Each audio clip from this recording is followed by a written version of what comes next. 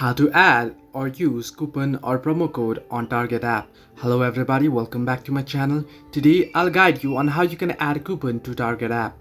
Now the process is actually quite simple and easy. However, you'll have to go through this few process before.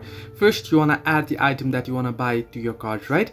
First, every time you buy an item, you add it to your cart. So you want to first add it to your cart.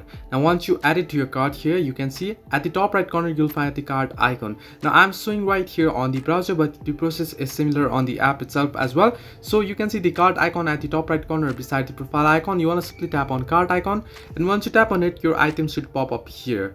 Now I have added one item to cart, so it's taking some time to load up, but you can see it has loaded up.